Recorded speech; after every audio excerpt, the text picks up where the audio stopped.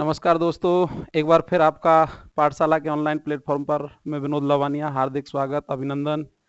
जैसा कि last class में हम डिस्कस कर रहे थे क्लोरोबेंजीन के रासायनिक गुण, यानी क्लोरोबेंजीन के रासायनिक गुणों में हम रिएक्शन नंबर फर्स्ट डिस्कस कर चुके थे हैलोजनीकरण।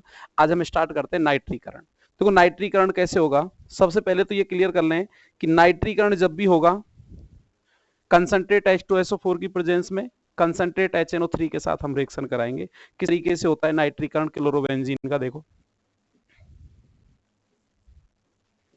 क्लोरोबेंजीन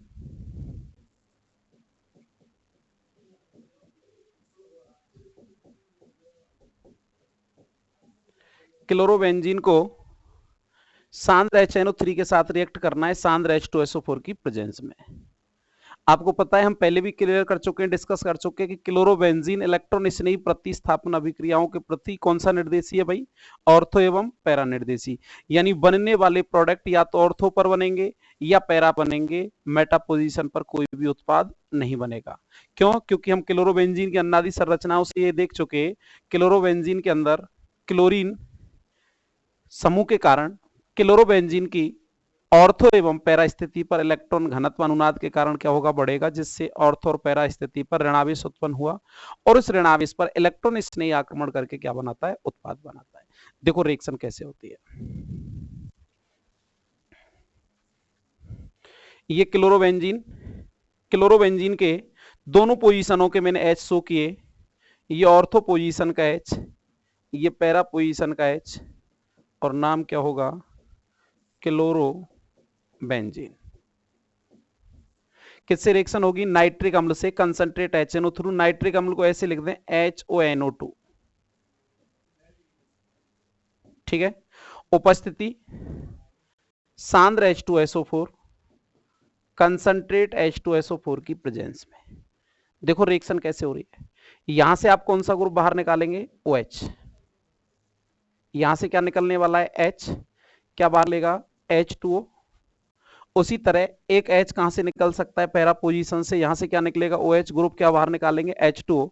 कुल मिला के अपना जो ग्रुप होगा इलेक्ट्रॉन स्नेही कौन, NO2 जो पॉजिटिव होगा, या एक बार ऑर्थो पर जोड़ेंगे और एक बार पैरा पर, तो आपका उत्पाद क्या बनेगा, देखना। ये क्लोरोबेंजीन की ऑर्थो पोजीशन पर नाइट्रो ग्रुप, क्या नाम लिखेंगे, ऑर्थो नाइट्रो क्लोरोबेंजीन प्लस। दूसरा देखना, जहां से H निकला हुआ NO2 तो एक बार कहां जोड़ सकते हैं, पैरा पर, तो दूसरा उत्पाद क्या बनेगा, ये क्लोरोबेंजीन, इसकी पैरा पोजीशन पर NO2, तो नाम क्या होगा, पैरा नाइट्रो क्लोरोबेंजीन। तो याद रखना है, जब भी हम क्लोरोबेंजीन का नाइट्रीकरण पढ़ेंगे, कैसे एक्सप्लेन करेंगे, जब क्लोरोबेंजीन की क्रिया सांद्र H2SO4 की प्रेजेंस में सांद्र HNO3 या नाइट्रिक एसिड से कराएंगे, तो उत्पाद क्या बनेगा, ऑर्थो नाइट्रो क्लोरोबेंजीन या para nitro chlorobenzene. Clear. Next reaction देखो। नेम रिएक्शन है फ्रीडल क्राफ्ट एल्किलीकरण। इंपॉर्टेंट अभिक्रिया है, इसी नाम से पूछी जाती है। सबसे पहले तो ये क्लियर करें, हम पहले भी डिस्कस कर चुके, फ्रीडल क्राफ्ट अभिक्रिया जब भी आएगी निर्जल AlCl3 की उपस्थिति में संपन्न होगी। अब इसके अंदर दो तरीके की रिएक्शन हमें देखने को मिलेंगी। एक तो आता है एल्किलीकरण और एक आता है एसिटिलीकरण। एल्किलीकरण जब भी आएगा एल्किल हैलाइड से रिएक्शन होगी, और एसिटिलीकरण जब भी आएगा एसिटिल क्लोराइड या एसिटिक एनहाइड्राइड से अभिक्रिया कराएंगे। क्लियर।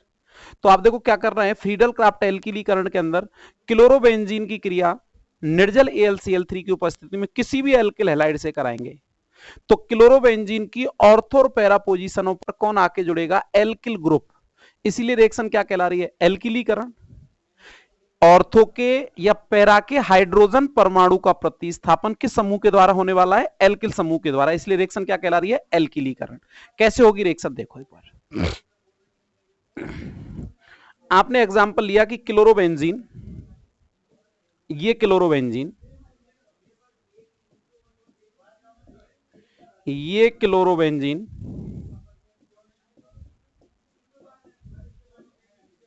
क्लोरोबेंजीन की क्रिया किसी भी एल्किल हैलाइड से करा हुआ आप निर्जल AlCl3 की उपस्थिति में, आपने एल्किल हैलाइड लिया methyl chloride CH3Cl, methyl chloride, ठीक है, उपस्थिति निर्जल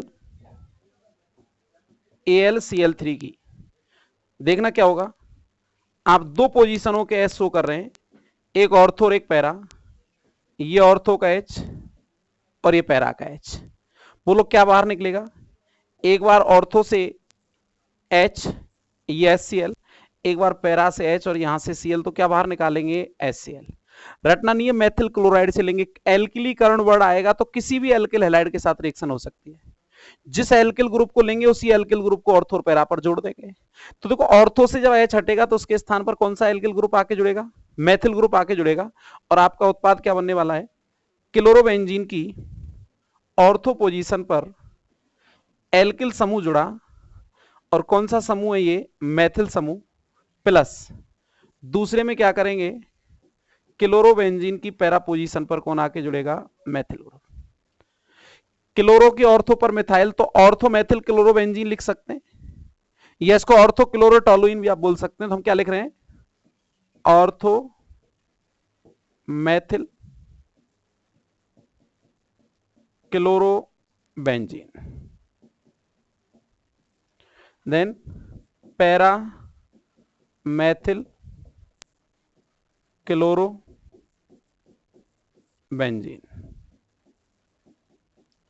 और रिएक्शन किस नाम से जानी जाएगी, फ्रीडल क्राफ्ट एल्किलीकरण। जब जब फ्रीडल क्राफ्ट एल्किलीकरण अभिक्रिया आएगी किसी भी चैप्टर में किसी भी जगह, हमेशा रिएक्शन किसकी प्रेजेंस में होगी, एनहाइड्रस AlCl3 निर्जल AlCl3 की उपस्थिति में। फ्रीडल क्राफ्ट दो नामों से आती है, एल्किलीकरण और एसिटिलीकरण। एल्किलीकरण वर्ड होता है कि एल्किल ग्रुप का जोड़ना एल्किलीकरण, और एसिटिल समूह का जोड़ना एसिटिलीकरण। तो याद रखेंगे, क्लोरोबेंजीन जब भी निर्जल AlCl3 की प्रेजेंस में किससे, किसी भी एल्किल हैलाइड के साथ रिएक्ट करेगा, तो उस एल्किल हैलाइड का एल्किल जो ग्रुप होगा वो क्लोरोबेंजीन की ऑर्थो एवं पैरा स्थिति पर क्या प्रोडक्ट बनाएगा, और उत्पाद बना ऑर्थो हेलो क्लोरोबेंजीन और para hello chlorobenzene. Clear, reaction किस नाम से जानी जाएगी, फ्रीडल क्राफ्ट एल्किलीकरण। नेक्स्ट जो रिएक्शन है फ्रीडल क्राफ्ट एसिटिलीकरण, रिएक्शन तो वही है फ्रीडल क्राफ्ट, लेकिन अब हम क्या कराना है, एसिटिलीकरण कराना है। एसिड ग्रुप जोड़ेंगे किसके ऊपर, क्लोरोबेंजीन की ऑर्थो एवं पैरा स्थिति पर। एसिटिल ग्रुप कौन सा है, वही एसिटिल ग्रुप ये होता है CH3C double bond O valency free, और ये समूह कहलाता है एसिटिल समूह।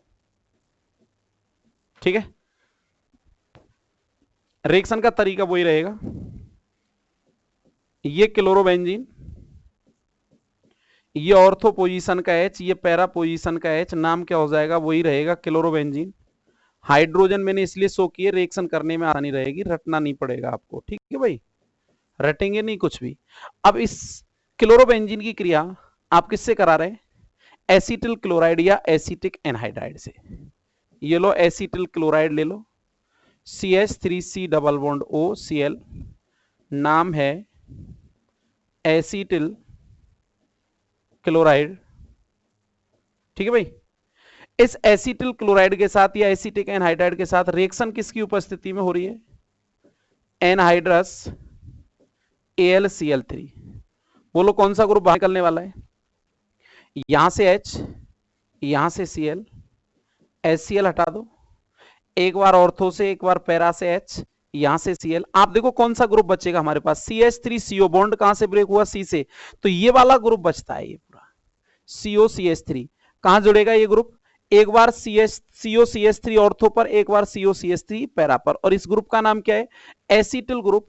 इस ग्रुप का जुड़ना ही क्या कहला रहा है, एसिटिलीकरण। जहां से बॉन्ड ब्रेक होगा वहीं से जोड़ देना है। बोलो कहां जोड़ेंगे, क्लोरोबेंजीन की ऑर्थो पोजीशन पर एसिटिल समूह जुड़ेगा, पैरा पोजीशन पर एसिटिल समूह, उत्पाद क्या बनने वाला है, आपका प्रोडक्ट बना ये क्लोरोबेंजीन, इसकी ऑर्थो पोजीशन पर C double bond OCH3 plus para position पर एसिटिल ग्रुप, प्लस ये क्लोरोबेंजीन और इस क्लोरोबेंजीन की पैरा पोजीशन पर COCH3। ठीक है, क्या बनने वाला है देखो, ये पूरा जो ग्रुप है इसका नाम क्या लिखेंगे देखना, ये कंप्लीट एक कीटोन है। ठीक है, क्या नाम है इस कीटोन का, एसीटोफेनॉन। क्या नाम है, एसीटोफेनॉन, जिसकी ऑर्थो पोजीशन पर कौन है, क्लोरो, तो नाम क्या होगा, ऑर्थो क्लोरो एसीटोफेनॉन। जबकि नीचे वाले का नाम क्या होगा, पैरा क्लोरो एसीटोफेनॉन। तो याद रखना क्वेश्चन दो तरीके से मिलता है, कई बार वो क्लोरोबेंजीन से ऑर्थो एवं पैरा क्लोरो एसीटोफेनॉन बनवा लेता, फिनॉन, फिनॉल नहीं है, ध्यान रखना है, फिनॉन, ऑन यानी कीटोन, कीटोन का अनुलग्न क्या होता है, ऑन, तो याद रखेंगे फिनॉन है ये, ना कि फिनॉल। दूसरा वो डायरेक्ट पूछ लेता है कि फ्रीडल क्राफ्ट एसिटिलीकरण को समझाएं, तो आप बता देंगे फ्रीडल क्राफ्ट एसिटिलीकरण के अंदर क्या उत्पाद बनने वाला है। ठीक है, तो ये फ्रीडल क्राफ्ट रिएक्शन थी दो। नेक्स्ट जो हम पढ़ने वाले हैं इस चैप्टर के अंदर, वो हम पढ़ेंगे सल्फोनीकरण, इसको ठीक करें, सल्फोनीकरण। सल्फोनीकरण के अंदर रिएक्शन सल्फ्यूरिक अम्ल से कराते हैं, सदुम सल्फ्यूरिक अम्ल हम H2SO4 काम में लेंगे और ऑर्थो और पैरा उत्पाद बनेंगे। एक बार ऑर्थो पर बनाना है उत्पाद और एक बार पैरा पर। रिएक्शन का तरीका, रिएक्शन का प्रोसेस वही रहेगा जो अभी हमने लास्ट में किया। देखो कैसे, किससे होने वाली है रिएक्शन, कंसंट्रेट H2SO4 के साथ। ठीक है, सल्फोनीकरण के अंदर ध्यान दें, क्लोरोबेंजीन ऑर्थो पोजीशन का H, पैरा पोजीशन का H, क्लोरोबेंजीन। रिएक्शन को समझने का प्रयास करेंगे, रटना नहीं है भाई। HOSO3H, ये सल्फ्यूरिक अम्ल मैंने लिख दिया, कंसंट्रेट फॉर्म में है, सांद्र फॉर्म में है।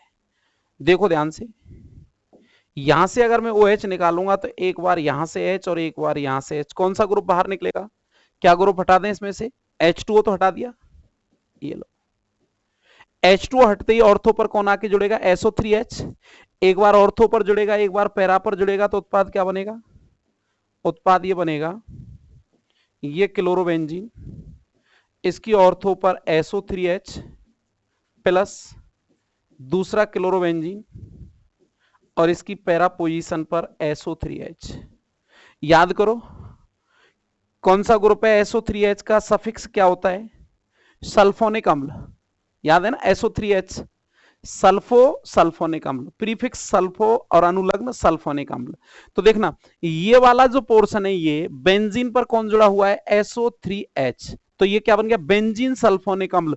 लेकिन बेंजीन सल्फोनिक अम्ल की कौन सी पोजीशन पर, 2 पोजीशन पर या ऑर्थो पोजीशन पर कौन है, हेलो, और हेलो में कौन है पर्टिकुलर, क्लोरो, तो ये क्या बनेगा, ऑर्थो क्लोरो बेंजीन सल्फोनिक अम्ल, सल्फोनिक अम्ल। दूसरा पैरा क्लोरो बेंजीन सल्फोनिक अम्ल, और यह अभिक्रिया किस नाम से जानी जाएगी, सल्फोनीकरण। तो सल्फोनीकरण को कैसे एक्सप्लेन किया आपने, हम ये कह सकते हैं जब क्लोरोबेंजीन की क्रिया सांद्र H2SO4 के साथ कराते हैं तो ऑर्थो क्लोरोबेंजीन सल्फोनिक अम्ल तथा पैरा क्लोरोबेंजीन सल्फोनिक अम्ल का निर्माण होता है, जिस अभिक्रिया को सल्फोनीकरण के नाम से जाना जाता है। तो जब भी रिएक्शन सल्फोनीकरण के नाम से आएगी, रिएक्शन किससे करानी है आपको, सांद्र H2SO4 के साथ। नेक्स्ट, ये ए पॉइंट चल रहा था आपका, और याद करो ए पॉइंट चल रहा था किसका, इलेक्ट्रॉन स्नेही प्रतिस्थापन अभिक्रियाएं। क्लोरोबेंजीन में होने वाली इलेक्ट्रॉन स्नेही प्रतिस्थापन अभिक्रियाएं ऑर्थो एवं पैरा स्थिति पर संपन्न होती हैं, क्यों, या क्लोरोबेंजीन इलेक्ट्रॉन स्नेही प्रतिस्थापन अभिक्रियाओं के प्रति ऑर्थो एवं पैरा निर्देशी होता है, क्यों, दोनों क्वेश्चन का जवाब हम पीछे देख चुके, क्योंकि क्लोरोबेंजीन की अन्नादि संरचनाओं को देखने से यह स्पष्ट हो जाता है कि क्लोरोबेंजीन की बेंजीन वलय में ऑर्थो एवं पैरा स्थिति पर इलेक्ट्रॉन डेंसिटी या इलेक्ट्रॉन घनत्व बढ़ जाता है, और इलेक्ट्रॉन घनत्व बढ़ने के कारण उसकी ऑर्थो और पैरा स्थिति पर ऋणावेश उत्पन्न हुआ, और उस ऋणावेश पर इलेक्ट्रॉन स्नेही आक्रमण करके उत्पाद बना रहा है, इसलिए होने वाली अभिक्रियाएं ऑर्थो और पैरा स्थिति पर संपन्न हुई, जिसके अंदर हमने फर्स्ट ऑफ ऑल एग्जांपल देखा हैलोजनीकरण, नेक्स्ट हमने देखा नाइट्रीकरण, थर्ड नंबर पर फ्रीडल क्राफ्ट एल्कीकरण, फोर्थ नंबर फ्रीडल क्राफ्ट एसिटिलीकरण, और फिफ्थ नंबर था साहब सल्फोनीकरण।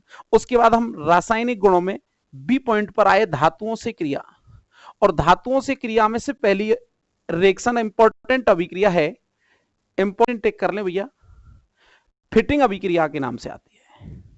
फिटिंग रिएक्शन एक्सप्लेन करवाता है वो आपसे नेम रिएक्शन के अंदर। फिटिंग रिएक्शन क्या है? देखो आप एल्किल हैलाइड के अंदर एक रिएक्शन पढ़ के आए, आप वुड्स अभिक्रिया।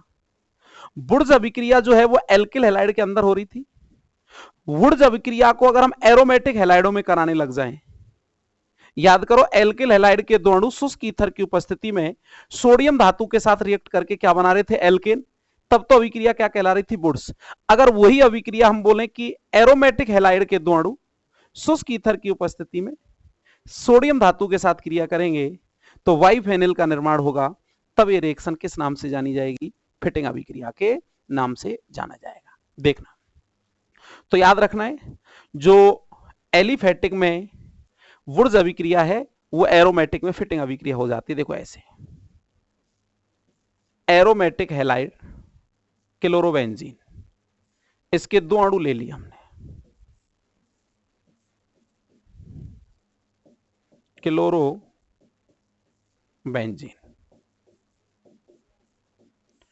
एरोमेटिक हैलाइड के दो शुष्क ईथर की उपस्थिति में सोडियम धातु से क्रिया करते हैं, सोडियम धातु ड्राई ईथर की प्रेजेंस में। ओके, देखना कौन सा ग्रुप बाहर निकलेगा। यहां से NaCl दोनों बाहर निकल जाएंगे। ऐसे क्या बाहर निकाला आपने? 2NaCl। जहां से बॉन्ड ब्रेक हुआ वहीं से जोड़ दो, ये दोनों वैलेंसी फ्री, ये रिंग वैलेंसी फ्री, इस वैलेंसी यानी इस बॉन्ड से, क्योंकि ये बॉन्ड यहां से ब्रेक हो रहा है, ये यहां से एक फेनिल ये और एक फेनिल ये, दोनों आपस में जुड़ेंगे और देखो उत्पाद क्या बनेगा? ये उत्पाद बन जाएगा।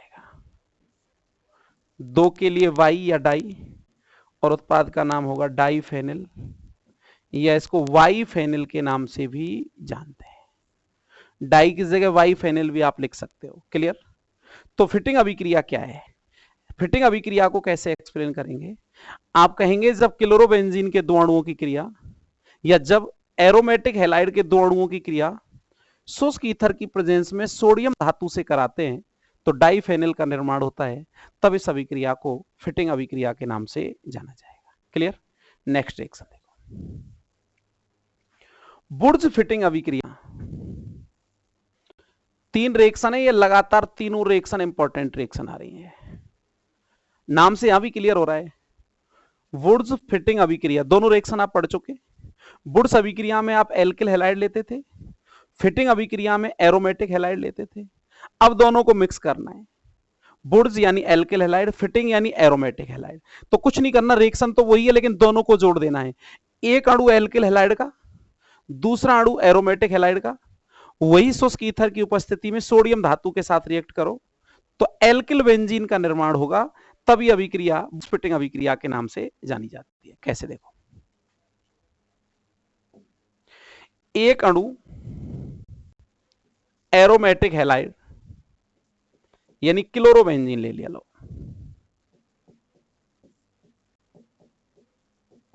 ठीक है भाई।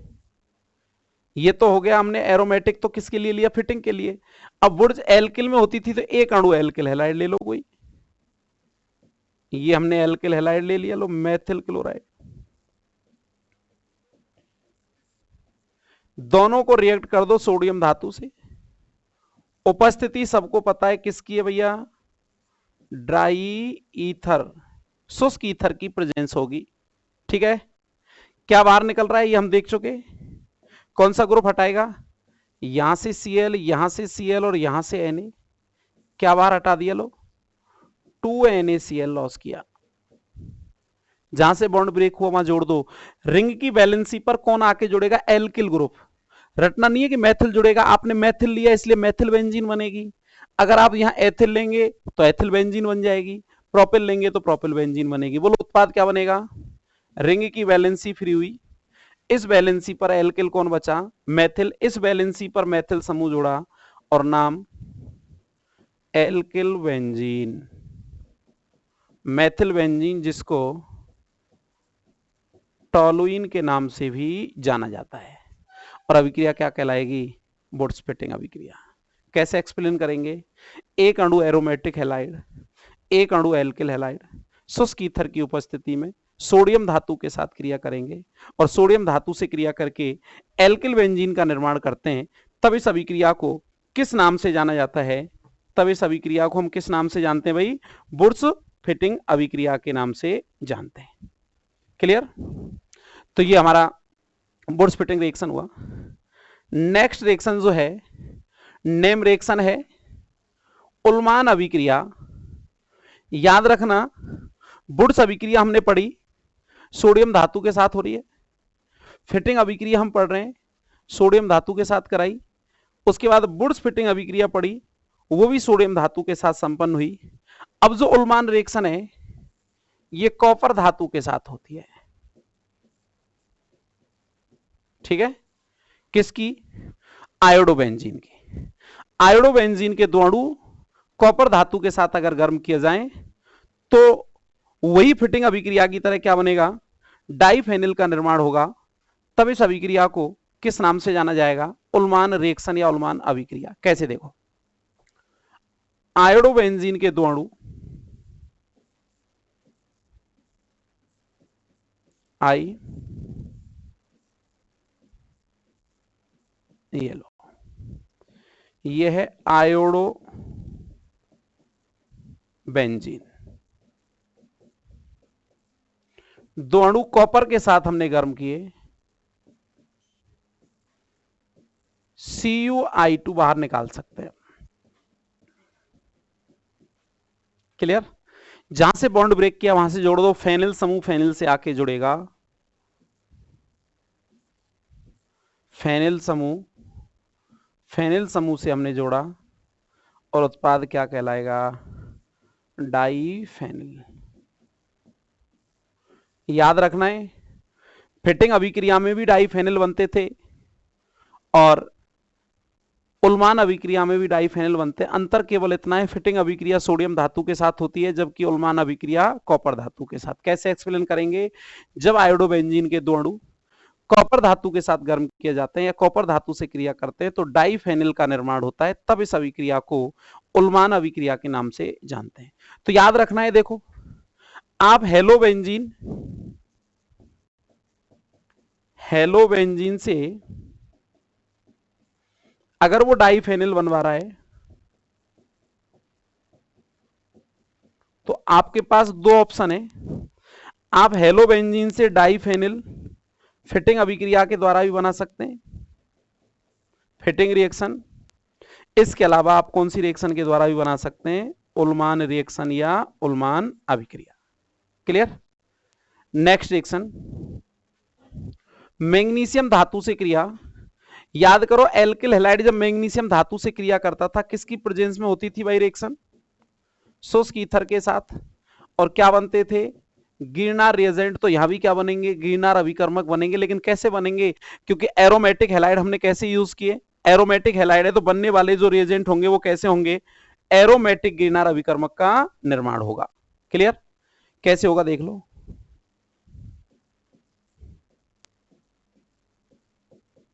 ये आयोडोबेंजीन रिएक्ट विद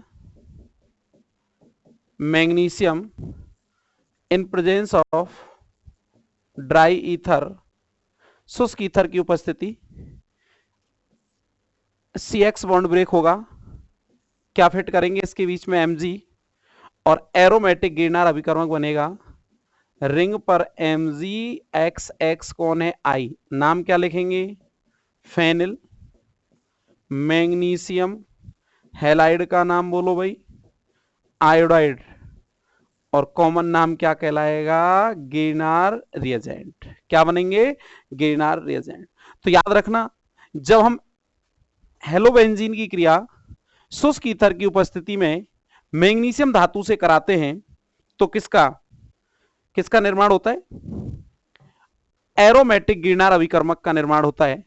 तो याद करें, एरोमेटिक गिरनार अभिकर्मक अगर बनाना है तो हम एरोमेटिक हैलाइड की क्रिया शुष्क ईथर की उपस्थिति में मैग्नीशियम धातु से कराएंगे। क्लियर? नेक्स्ट, सी पॉइंट रासायनिक गुणों में है वो है अपचयन। देखो क्लोरोबेंजीन का, ये क्लोरोबेंजीन का अपचयन करा रहे हैं, 2H काम में आएंगे, निकल एल्यूमिनियम अपचायक की उपस्थिति होगी, यहां से एक H, यहां से एक Cl, कौन सा ग्रुप बाहर निकला बोलो भाई? HCl। और जैसे HCl बाहर निकलेगा वैलेंसी पर कौन आके जुड़ेगा? H। यहां एक H बचा हुआ है, हमारे पास टोटल H कितने? 2। एक HCl को लेके निकल गया, ठीक, एक H बच रहा है। ऐसा नहीं H गया 2 बच रहा है, ऐसा सोच रहे कोई बच्चे तो वो गलत है, क्योंकि हमारे पास कुल H कितने? 2। एक H जा चुका, एक H बचा हुआ है, जहां से Cl निकला वहां H आके जुड़ेगा। H नहीं जोड़ेंगे तो भी जुड़ा मान लिया जाएगा और उत्पाद क्या होगा? बेंजीन। फिर भी किसी बच्चे को ये डाउट रहे साहब ये H कहां गया, तो आप इस तरीके से जोड़ सकते हैं, ये लो अभी भी यौगिक क्या कहलाएगा? बेंजीन। तो याद रखेंगे, क्लोरोबेंजीन का जब भी अपचयन होगा किसकी उपस्थिति में? निकल या एल्यूमिनियम धातु की उपस्थिति में, तो हम अपचयन के द्वारा क्या बना लेंगे? बेंजीन प्राप्त कर लेंगे। क्लियर? ये सी पॉइंट में था अपचयन। नेक्स्ट डी पॉइंट, नाविक स्नेह प्रतिस्थापन अभिक्रिया। देखो एरोमेटिक हैलाइडों में नाविक स्नेह प्रतिस्थापन अभिक्रिया के प्रति एक क्वेश्चन आता है, इसको लेकर थ्योरेटिकल क्वेश्चन आता है, और क्वेश्चन ये आता है कि एरोमेटिक जो हैलाइड हैं वे नाविक स्नेही प्रतिस्थापन अभिक्रिया के प्रति एल्किल हैलाइड की तुलना में कम क्रियाशील होते हैं, क्यों? मैंने ये लिख दिया, नाविक स्नेही प्रतिस्थापन अभिक्रियाओं प्रति aromatic halide less than alkyl halide, यानी नाविक स्नेही प्रतिस्थापन अभिक्रियाएं एरोमेटिक हैलाइडों में एल्किल हैलाइड की तुलना में कम देखने को मिलती हैं, क्यों? क्वेश्चन दोबारा से सुन लें, क्वेश्चन आएगा सीधा सीधा, क्या कारण है एरोमेटिक हैलाइड में होने वाली नाविक स्नेह प्रतिस्थापन अभिक्रिया की क्रियाशीलता एल्किल हैलाइडों की